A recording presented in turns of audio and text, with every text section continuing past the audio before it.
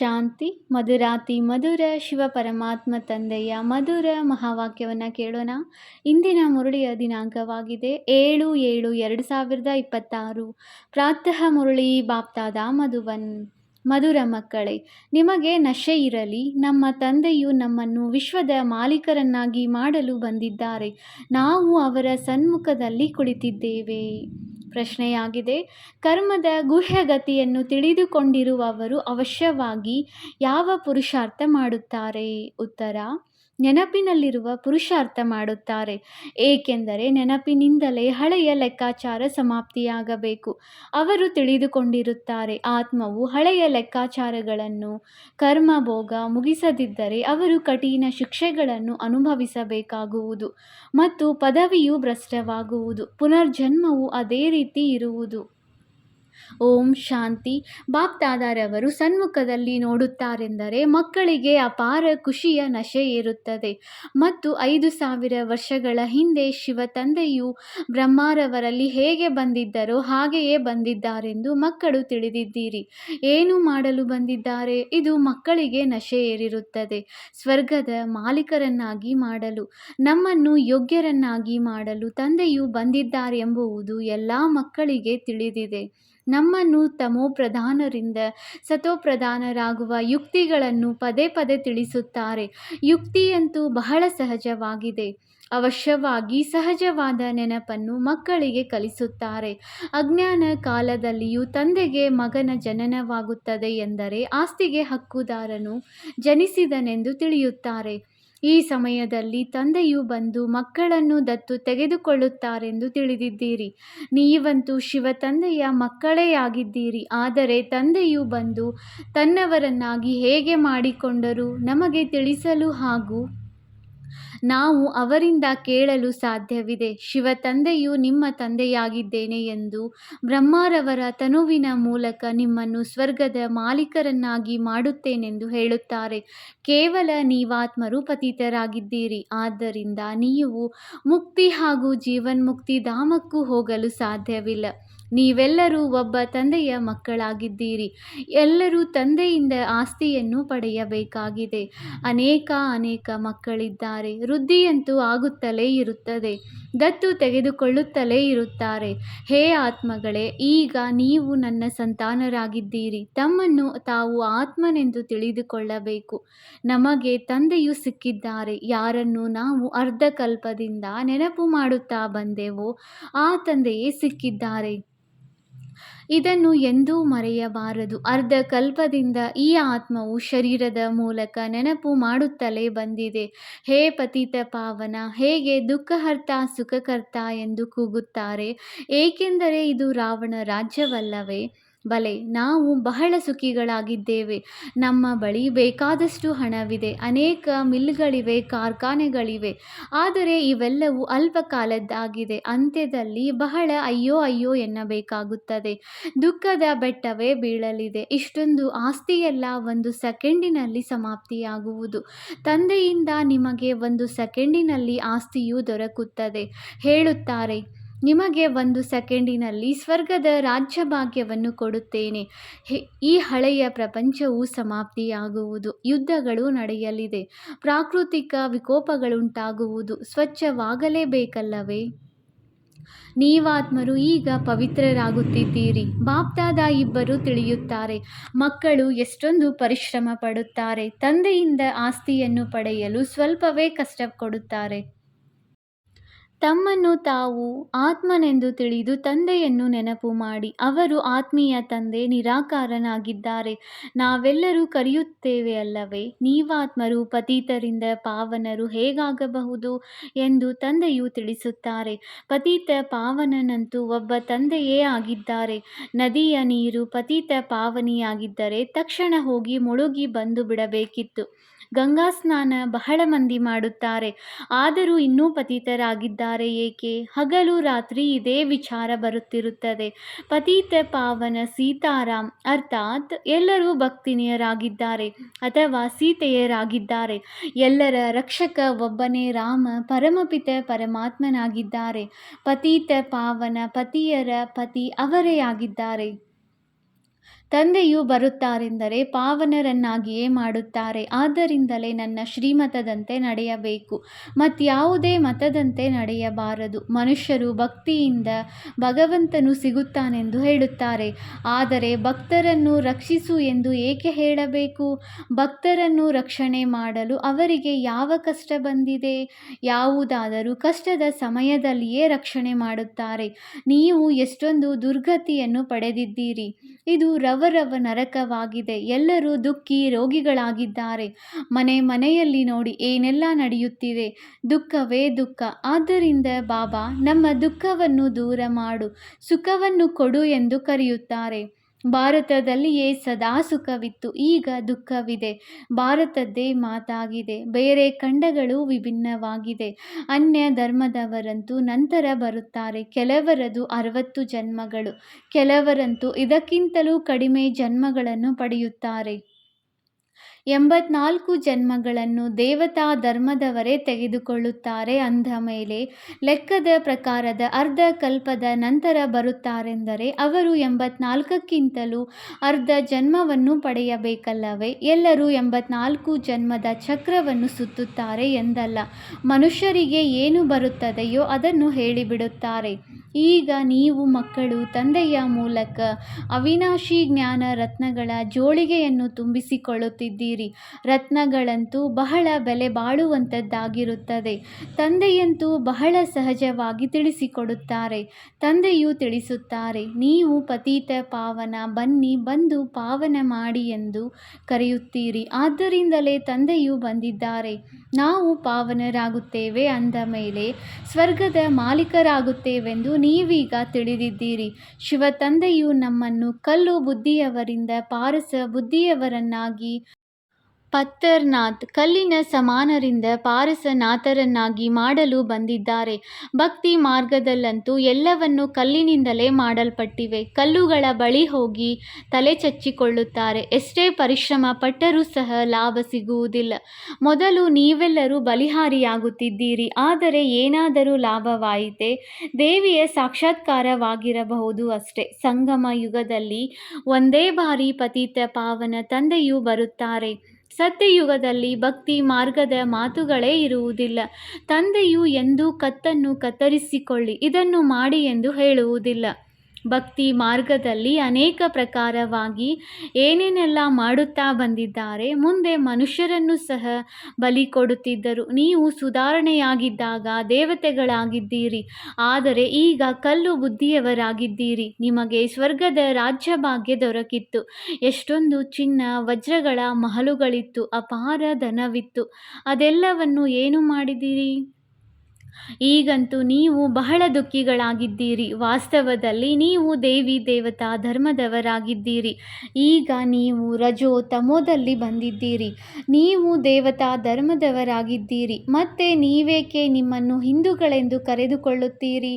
ಬೇರೆ ಎಲ್ಲ ಧರ್ಮದವರು ತಮ್ಮ ಧರ್ಮವನ್ನು ಒಪ್ಪಿಕೊಳ್ಳುತ್ತಾರೆ. ಧರ್ಮವಂತೂ ಒಂದೇ ಆಗಿರುತ್ತದೆಯಲ್ಲವೇ?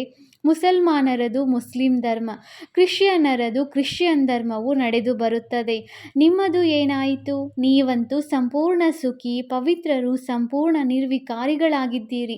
ಈಗ ಎಷ್ಟೊಂದು ವಿಕಾರಿಗಳಾಗಿದ್ದೀರಿ. ಅವಶ್ಯವಾಗಿ ನಾವು ಸಂಪೂರ್ಣ ನಿರ್ವಿಕಾರಿಗಳಾಗಿದ್ದೆವು, ನಂತರ ಹೇಗೆ ಸಂಪೂರ್ಣ ವಿಕಾರಿಗಳಾದೆವು? ಇದು ಯಾರಿಗೂ ತಿಳಿದಿಲ್ಲ. 84 ಜನ್ಮಗಳನ್ನು ಪಡೆಯುತ್ತಾ ಸತೋದಿಂದ ತಮೋ ಆಗಿದ್ದೀರಿ. ಅವಶ್ಯವಾಗಿ ಈಗ ತಮೋ ಪ್ರಧಾನ ಪತಿತರಾಗಿದ್ದೀರಿ. ಸತ್ಯಯುಗದಿಂದ ಕಲಿಯುಗಕ್ಕೆ ಬರಲೇಬೇಕಾಗಿದೆ. ಎಲ್ಲ ಧರ್ಮದವರು ಸತೋ ರಜೋ ತಮೋದಲ್ಲಿ ಬಂದೇ ಬರುತ್ತಾರೆ. ವೃದ್ಧಿ ಪಡೆಯಲೇಬೇಕಾಗಿದೆ. ನೀವು ಸಹ ವೃಕ್ಷದಲ್ಲಿದ್ದೀರಲ್ಲವೇ? ವೃಕ್ಷದಲ್ಲಿ ನೋಡಿದಾಗ ಅಂತ್ಯದಲ್ಲಿ ಬ್ರಹ್ಮನು ನಿಂತಿದ್ದಾರೆ. ವೃಕ್ಷದ ಮೇಲೆ ಶಿಖೆಯಲ್ಲಿ ಬ್ರಹ್ಮನೇ 84 ಜನ್ಮಗಳನ್ನು ಪಡೆದು ಅಂತ್ಯದಲ್ಲಿ ನಿಂತಿದ್ದಾರೆ. ನೀವೀಗ ಕೆಳಗಡೆ ಬ್ರಾಹ್ಮಣರು ಕುಳಿತಿದ್ದೀರಿ. ನಂತರ ಅಂತ್ಯದಲ್ಲಿ ಪತಿತ ಶೂದ್ರರಾಗಿದ್ದೀರಿ. ಮತ್ತೆ ಕೆಳಗೆ ರಾಜಯೋಗವನ್ನು ಕಲಿಯುತ್ತಿದ್ದೀರಿ. ನೀವೇ ಶೂದ್ರರಾಗಿದ್ದೀರಿ, ಈಗ ಬ್ರಾಹ್ಮಣರು ಆಗುತ್ತೀರಿ. ಇದು ಬಹಳ ದೊಡ್ಡ ತಿಳುವಳಿಕೆಯ ಮಾತಾಗಿದೆ. ಈಗ ಈ ವೃಕ್ಷದಲ್ಲೇ ಬಹಳ ಹೆಚ್ಚಿನ ತಿಳುವಳಿಕೆ ಇದೆ. ಈಗ ನೀವು ರಾಜಯೋಗದ ತಪಸ್ಸನ್ನು ಮಾಡುತ್ತಿದ್ದೀರಿ. ನಿಮ್ಮದೇ ನೆನಪಾರ್ಥವು ಇಲ್ಲಿ ಇದೆ. ಇದು ಚೈತನ್ಯ ದಿಲ್ವಾಡ ಮಂದಿರ ಮಂದಿರವಾಗಿದೆ. ಅದು ಜಡ ಮಂದಿರವಾಗಿದೆ. ಸತ್ಯಯುಗದಲ್ಲಿ ಇದು ಇರಲಿಲ್ಲ. ಈ ಸಮಯದಲ್ಲಿ ನೀವು ನಿಮ್ಮ ನೆನಪಾರ್ಥವನ್ನು ನೋಡುತ್ತೀರಿ. ನೀವು ಪ್ರಾಕ್ಟಿಕಲ್ನಲ್ಲಿ ಸತ್ಯವಾದ ದಿಲ್ವಾಡ ಮಂದಿರದಲ್ಲಿ ಚೈತನ್ಯದಲ್ಲಿ ಕುಳಿತಿದ್ದೀರಿ. ಸ್ವರ್ಗದ ಸ್ಥಾಪನೆಯಾಗುತ್ತಿದೆ. ನಂತರ ಸ್ವರ್ಗದಲ್ಲಿ ಬರುತ್ತೀರೆಂದರೆ ಈ ಮಂದಿರಗಳು ಏನೂ ಇರುವುದಿಲ್ಲ. ಈ ಮಮ್ಮ, ಬಾಬಾ ಮತ್ತು ನಾವು ಮಕ್ಕಳು ಕುಳಿತಿದ್ದೇವೆ. ಕಲ್ಪದ ಹಿಂದಿನಂತೆಯೇ ಇದು ನಿಮ್ಮದೇ ಮಂದಿರವಾಗಿದೆ. ಹೆಸರನ್ನು ಮಧುವನ ಎಂದು ಇಡಲಾಗಿದೆ. ಇದು ಚೈತನ್ಯ ದಿಲ್ವಾಡ ಮಂದಿರವಾಗಿದೆ. ನಂತರ ಭಕ್ತಿ ಮಾರ್ಗವು ಪ್ರಾರಂಭವಾದಾಗ ಮತ್ತೆ ಈ ಮಂದಿರಗಳನ್ನು ಕಟ್ಟುತ್ತಾರೆ. ತಂದೆಯು ನಿಮ್ಮನ್ನು ಎಷ್ಟೊಂದು ಧನವಂತರನ್ನಾಗಿ ಮಾಡಿದ್ದರು. ಆದ್ದರಿಂದ ನೀವು ಅವರ ಮಂದಿರಗಳನ್ನು ಮಾಡುತ್ತೀರಿ. ಶಿವನ ಮಂದಿರವೊಂದನ್ನೇ ಮಾಡುವುದಿಲ್ಲ. ಯಥಾಶಕ್ತಿಯ ಅನುಸಾರವಾಗಿ ಮಂದಿರಗಳನ್ನು ಕಟ್ಟುತ್ತಾರೆಂದು ಎಲ್ಲರೂ ತಿಳಿದಿದ್ದಾರೆ. ನಾವೇ ಪೂಜ್ಯರಾಗಿದ್ದೆವು. ನಂತರ ದ್ವಾಪರದಿಂದ ಪೂಜಾರಿಗಳಾಗುತ್ತೇವೆಂದು ನೀವೇ ತಿಳಿದಿದ್ದೀರಿ. ಶಿವ ತಂದೆಯು ಎಷ್ಟೊಂದು ಸಾಹುಕಾರರನ್ನಾಗಿ ಮಾಡುತ್ತಾರೆ. ಭಕ್ತಿಯಲ್ಲಿ ನಂತರ ನೀವೇ ಅವರ ಮಂದಿರಗಳನ್ನು ಕಟ್ಟುತ್ತೀರಿ. ಈ ಮಾತುಗಳನ್ನು ನೀವೀಗ ತಿಳಿದಿದ್ದೀರಿ ಅಂದ ಮೇಲೆ ಈಗ ಪುರುಷಾರ್ಥ ಮಾಡಿ ನಂತರ ರಾಜರಿಗೂ ರಾಜರಾಗಬೇಕಲ್ಲವೇ? ಸತ್ಯಯುಗದಲ್ಲಿ ಇರುವವರನ್ನು ಮಹಾರಾಜರೆಂದು, ತ್ರೇತಾದಲ್ಲಿ ಇರುವವರನ್ನು ರಾಜರೆಂದು ಕರೆಯಲಾಗುವುದು. ನಂತರ ಪ್ರಪಂಚವು ಪತಿತವಾಗುತ್ತದೆ ಅಂದ ಮೇಲೆ ಮಹಾರಾಜರು ಪತಿತರಾಗುತ್ತಾರೆ, ರಾಜರು ಪತಿತರಾಗುತ್ತಾರೆ. ಅವರು ನಿರ್ವಿಕಾರಿ ಮಹಾರಾಜರುಗಳ ಮಂದಿರಗಳನ್ನು ಕಟ್ಟಿಸಿ ಪೂಜೆ ಮಾಡುತ್ತಾರೆ. ಮೊಟ್ಟ ಮೊದಲು ಶಿವನ ಮಂದಿರವನ್ನು ಕಟ್ಟುತ್ತಾರೆ. ನಂತರ ದೇವತೆಗಳ ಮಂದಿರಗಳನ್ನು ಕಟ್ಟುತ್ತಾರೆ. ತಾವೇ ಮಂದಿರವನ್ನು ಕಟ್ಟಿ ಪೂಜೆ ಮಾಡುತ್ತಾರೆ. 84 ಜನ್ಮಗಳನ್ನು ಭೋಗಿಸುತ್ತಾರಲ್ಲವೇ? ಅರ್ಧಕಲ್ಪ ನೀವು ಪೂಜ್ಯರು, ನಂತರ ಅರ್ಧಕಲ್ಪ ಪೂಜಾರಿಗಳಾಗುತ್ತೀರಿ. ಭಗವಂತನೇ ಪೂಜ್ಯ ಮತ್ತು ಪೂಜಾರಿಯಾಗುತ್ತಾನೆಂದು, ಅವನೇ ಎಲ್ಲವನ್ನು ಕೊಡುತ್ತಾನೆ, ಎಲ್ಲವನ್ನು ಕಸಿದುಕೊಳ್ಳುತ್ತಾನೆಂದು ಮನುಷ್ಯರು ತಿಳಿಯುತ್ತಾರೆ ಅಂದ ಮೇಲೆ ಭಗವಂತನೇ ಕೊಟ್ಟನು, ತೆಗೆದುಕೊಂಡನೆಂದ ಮೇಲೆ ಚಿಂತೆ ಏಕೆ? ನೀವೆಲ್ಲರೂ ನಿಮಿತ್ತರಲ್ಲವೇ? ಇನ್ನು ಅಳುವ ಮಾತೇನು? ತಂದೆಯು ಕುಳಿತು ಆತ್ಮಗಳಿಗೆ ತಿಳಿಸುತ್ತಾರೆ. ಈಗ ನೀವು ನಂಬರ್ವಾರಾಗಿ ಆತ್ಮಾಭಿಮಾನಿಗಳಾಗುತ್ತೀರಿ. ಕೆಲವರಂತೂ ಅವಶ್ಯವಾಗಿ ನೆನಪು ಮಾಡುವುದೇ ಇಲ್ಲ, ದೇಹಿ ಅಭಿಮಾನಿಗಳು ಆಗುವುದೇ ಇಲ್ಲ. ಅರೆ, ನೀವಂತೂ ಆತ್ಮರಾಗಿದ್ದೀರಿ. ನಿಮಗೆ ಪರಮಾತ್ಮನು ಓದಿಸುತ್ತಿದ್ದಾರೆ. ಇದನ್ನು ಎಷ್ಟು ಬಾರಿ ತಿಳಿಸಲಾಗಿದೆ. ಆತ್ಮದಲ್ಲಿಯೇ ಸಂಸ್ಕಾರವಿರುತ್ತದೆ. ಆತ್ಮವೇ ಬ್ಯಾರಿಸ್ಟರ್, ಮ್ಯಾಜಿಸ್ಟ್ರೇಟ್ ಇತ್ಯಾದಿಯಾಗುತ್ತದೆ. ನಾಳೆ ಏನಾಗುತ್ತಾರೆ? ಒಂದು ವೇಳೆ ಆತ್ಮವು ಚೆನ್ನಾಗಿ ನೆನಪು ಮಾಡಿದರೆ ನಂತರ ಅಮರಲೋಕದಲ್ಲಿ ಹೋಗಿ ಜನ್ಮ ಪಡೆಯಬಹುದು. ಮೃತ್ಯು ಲೋಕದಲ್ಲಿ ಮತ್ತೆ ಜನ್ಮ ಪಡೆಯುವ ಅವಶ್ಯಕತೆ ಇಲ್ಲ. ಒಂದು ವೇಳೆ ಲೆಕ್ಕಾಚಾರವು ಉಳಿದಿದ್ದರೆ ಶಿಕ್ಷೆಯನ್ನು ಅನುಭವಿಸಬೇಕಾಗುವುದು. ಶಿಕ್ಷೆಯಿಂದ ಸಮಾಪ್ತಿ ಮಾಡಿದರೆ ನಂತರ ಶ್ರೇಷ್ಠ ಪದವಿಯೂ ಸಿಗುವುದಿಲ್ಲ. ಕರ್ಮದ ಗುಹ್ಯಗತಿಯನ್ನು ತಂದೆಯು ಮಕ್ಕಳಿಗೆ ತಿಳಿಸಿಕೊಡುತ್ತಾರೆ. ಸತ್ಯಯುಗವು ಸತೋಪ್ರಧಾನವಾಗಿದೆ ಎಂದು ಮಕ್ಕಳು ತಿಳಿದಿದ್ದೀರಿ. ಅಲ್ಲಿನ ಪ್ರತಿಯೊಂದು ವಸ್ತುವು ಸತೋಪ್ರಧಾನವಾಗಿರುವುದು. ಕೃಷ್ಣನು ಹಸುಗಳನ್ನು ಸಂಭಾಲನೆ ಮಾಡುತ್ತಿದ್ದನೆಂದು ಹೇಳುತ್ತಾರೆ. ರಾಜರು ಹಸುಗಳನ್ನು ಸಂಭಾಲನೆ ಮಾಡುತ್ತಾರೆಯೇ? ಅಂತಹ ಮಾತುಗಳಿರಲು ಸಾಧ್ಯವೇ ಇಲ್ಲ. ಸತ್ಯಯುಗದಲ್ಲಿ ಹಸುಗಳು ಬಹಳ ಫಸ್ಟ್ ಕ್ಲಾಸ್ ಆಗಿರುತ್ತವೆ. ಅವುಗಳನ್ನು ಕಾಮಧೇನು ಎಂದು ಸಹ ಹೇಳುತ್ತಾರೆ. ಜಗದಂಬಾ ಸರಸ್ವತಿಯೂ ಸಹ ಕಾಮಧೇನುವಾಗಿದ್ದಾರೆ. 21 ಜನ್ಮಗಳಿಗೆ ಮನೋಕಾಮನೆಗಳನ್ನು ಪೂರ್ಣ ಮಾಡುವವರಾಗಿದ್ದಾರೆ ಅಂದ ಮೇಲೆ ನೀವು ಸಹ ಕಾಮಧೇನು ಅಲ್ಲವೇ? ಅದೇ ಹೆಸರನ್ನು ಹಸುಗಳಿಗೆ ಇಟ್ಟಿದ್ದಾರೆ. ಆ ಹಸುಗಳು ಬಹಳ ಹಾಲನ್ನು ಕೊಡುತ್ತವೆ. ರಾಜರುಗಳ ಮನೆಯಲ್ಲಿಯೂ ಸಹ ಬಹಳ ಫಸ್ಟ್ ಕ್ಲಾಸ್ ಆಗಿರುವ ಹಸುಗಳಿರುತ್ತವೆ. ರಾಜರ ಬಳಿ ಒಳ್ಳೊಳ್ಳೆಯ ಹಸುಗಳಿದ್ದವು ಅಂದ ಮೇಲೆ ಸ್ವರ್ಗವು ಎಷ್ಟೊಂದು ಸುಂದರವಾಗಿರಬಹುದು. ಅಲ್ಲಿ ಯಾವುದೇ ದುರ್ವಾಸನೆ ಇತ್ಯಾದಿಗಳು ಖಂಡಿತ ಬರುವುದಿಲ್ಲ. ನಾನು ನಿಮ್ಮನ್ನು ಹೂಗಳನ್ನಾಗಿ ಮಾಡಿ ಜೊತೆಯಲ್ಲಿ ಕರೆದುಕೊಂಡು ಹೋಗಲು ಬಂದಿದ್ದೇನೆಂದು ತಿಳಿಸುತ್ತಾರೆ. ಪತಿತ ಪಾವನ ಬನ್ನಿ ಎಂದು ಕರೆಯುತ್ತೀರಿ. ಪತಿತ ಪ್ರಪಂಚ, ಪತಿತ ಶರೀರದಲ್ಲಿಯೇ ಬನ್ನಿ ಎಂದು ಕರೆಯುತ್ತೀರಿ. ಇದು ಪತಿತ ಶರೀರ, ಅದು ಪಾವನ ಫರಿಷ್ಠಾ ಆಗಿದೆ. ಹೋಲಿಕೆಯನ್ನು ತೋರಿಸುತ್ತಾರಲ್ಲವೇ? ನೀವು ಸಹ ಪತಿತರಿಂದ ಈ ಪಾವನ ಫರಿಷ್ಠೆಗಳಂತೆಯಾಗುತ್ತೀರಿ. ಸತ್ಯಯುಗಿ ದೇವತೆಗಳಿಗೆ ಡೇಟಿ ದೈವಿ ಎಂದು ಹೇಳುತ್ತಾರೆ. ಸೂಕ್ಷ್ಮವತನ ವಾಸಿಗಳಿಗೆ ಫರಿಷ್ಠೆಗಳೆಂದು ಹೇಳುತ್ತಾರೆ. ನೀವೀಗ ಪವಿತ್ರ ಫರಿಷ್ಠೆಗಳಾಗುತ್ತಿದ್ದೀರಿ. ತಂದೆಯು ಎಷ್ಟೊಂದು ಸಹಜವಾದ ಶಿಕ್ಷಣ ಕೊಡುತ್ತಾರೆ. ಇಲ್ಲಿ ನೀವು ಬರುತ್ತೀರೆಂದ ಮೇಲೆ ಹೊರಗಡೆಯ ಯಾವುದೇ ಮಿತ್ರ, ಸಂಬಂಧಿ, ಮನೆ, ಮಠ, ವ್ಯಾಪಾರ ಇತ್ಯಾದಿಗಳ ನೆನಪು ಬರಬಾರದು. ನೀವು ತಂದೆಯ ಸನ್ಮುಖದಲ್ಲಿ ಬಂದಿದ್ದೀರಲ್ಲವೇ? ಇಲ್ಲಿ ಬಂದಿದ್ದೀರಿ ಎಂದ ಮೇಲೆ ಯೋಗದಿಂದ ಸಂಪಾದನೆ ಮಾಡುವುದರಲ್ಲಿ ತೊಡಗಿಬಿಡಬೇಕು. ಒಳ್ಳೆಯದು. ಮಧುರಾತಿ ಮಧುರ ಅಗಲಿ ಹೋಗಿ ಮರಳಿ ಸಿಕ್ಕಿರುವ ಮಕ್ಕಳ ಪ್ರತಿ ಮಾತಾಪಿತಾ ಬಾಪ್ದಾದಾರವರ ನೆನಪು, ಪ್ರೀತಿ ಹಾಗೂ ಸುಪ್ರಭಾತ. ಆತ್ಮಿಕ ಮಕ್ಕಳಿಗೆ ಆತ್ಮಿಕ ತಂದೆಯ ನಮಸ್ತೆ. ನಾವು ಆತ್ಮಿಕ ಮಕ್ಕಳಿಂದ ಆತ್ಮಿಕ ತಂದೆಗೆ ನೆನಪು, ಪ್ರೀತಿ ಹಾಗೂ ನಮಸ್ತೆ ನಮಸ್ತೆ ನಮಸ್ತೆ. ಧಾರಣೆಗಾಗಿ ಮುಖ್ಯ ಸಾರ. ಪಾಯಿಂಟ್ ನಂಬರ್ 1, ಶಿಕ್ಷೆಗಳಿಂದ ಮುಕ್ತರಾಗಬೇಕೆಂದರೆ ಹಳೆಯ ಎಲ್ಲ ಲೆಕ್ಕಾಚಾರವನ್ನು ಯೋಗ ಬಲದಿಂದ ಸಮಾಪ್ತಿ ಮಾಡಬೇಕು. ನಿಮಿತ್ತರಾಗಿ ಎಲ್ಲವನ್ನು ಸಂಭಾಲನೆ ಮಾಡಬೇಕು. ಯಾವುದೇ ಮಾತಿನ ಚಿಂತೆಯನ್ನಿಟ್ಟುಕೊಳ್ಳಬಾರದು. ಆತ್ಮಾಭಿಮಾನಿಯಾಗಬೇಕಾಗಿದೆ. ಪಾಯಿಂಟ್ ನಂಬರ್ 2, ಇದು ಸಂಪಾದನೆ ಮಾಡುವ ಸಮಯವಾಗಿದೆ. ಇದರಲ್ಲಿ ಮನೆ, ಮಠ, ವ್ಯಾಪಾರ ಇತ್ಯಾದಿಗಳನ್ನು ನೆನಪು ಮಾಡಬಾರದು. ಫರಿಷ್ಠೆಗಳಾಗಲು ಒಬ್ಬ ತಂದೆಯ ನೆನಪಿನಲ್ಲಿರುವ ಸಂಪೂರ್ಣ ಪುರುಷಾರ್ಥವನ್ನು ಮಾಡಬೇಕಾಗಿದೆ. ವರದಾನ: ನೆನಪಿನ ಸರ್ಚ್ಲೈಟ್ ಮೂಲಕ ವಾಯುಮಂಡಲವನ್ನು ತಯಾರು ಮಾಡುವಂತಹ ವಿಜಯೀ ರತ್ನ ಭವ. ಸೇವಾಧಾರಿ ಆತ್ಮರ ಮಸ್ತಕದಲ್ಲಿ ವಿಜಯದ ತಿಲಕವು ಇದ್ದೇ ಇರುತ್ತದೆ. ಆದರೆ ಯಾವ ಸ್ಥಾನದಲ್ಲಿ ಸೇವೆ ಮಾಡಬೇಕು ಆ ಸ್ಥಾನಕ್ಕೆ ಮುಂಚಿತವಾಗಿಯೇ ಸರ್ಚ್ಲೈಟ್ನ ಪ್ರಕಾಶತೆಯನ್ನು ಪ್ರಕಂಪಿಸಬೇಕು. ನೆನಪಿನ ಸರ್ಚ್ಲೈಟ್ನಿಂದ ಅಂತಹ ವಾಯುಮಂಡಲವು ತಯಾರಾಗಿ ಬಿಡುತ್ತದೆ. ಅದರಿಂದ ಅನೇಕ ಆತ್ಮರು ಸಹಜವಾಗಿಯೇ ಸಮೀಪಕ್ಕೆ ಬಂದು ಬಿಡುತ್ತಾರೆ. ನಂತರ ಕಡಿಮೆ ಸಮಯದಲ್ಲಿ ಸಫಲತೆಯು 1000 ಪಟ್ಟು ಸಿಗುತ್ತದೆ.